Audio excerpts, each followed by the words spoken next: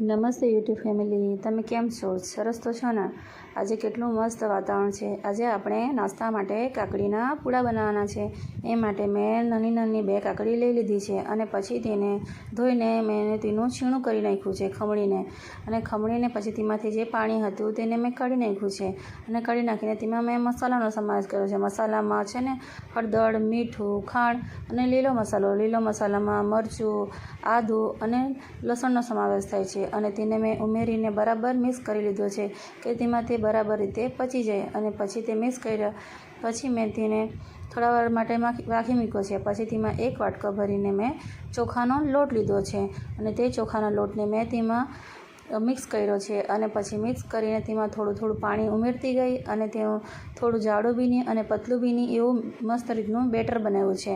અને એક કઢાઈ લીધી છે. કઢાઈમાં મેં તેલ નાખ્યું છે અને તેલ ગરમ થઈ ગયા પછી તે બેટરને થોડું કરીને તેમાં ઉમેર્યું છે અને પછી તેને હાથથી ફેલાવીને મેં ગોળ રીતનો પૂડો કરી નાખ્યો છે અને પછી તેને બરાબર રીતે ગોળ કરી નાખ્યો છે અને તેલને ફરતી થોડું મેં રેડ્યું છે કે જેનાથી તે પૂડો ચીપકી નહીં જાય. અને પછી થાળીથી ઢાંકી લીધો છે અને પછી તેને થવા લીધો છે અને પછી મેં તેને બંને સાઈડથી 2 વાર ફેરવીને બરાબર રીતે થવા લીધો અને પછી મેં તેને થઈ ગયો એટલે મેં થાળીમાં કાઢી લીધો.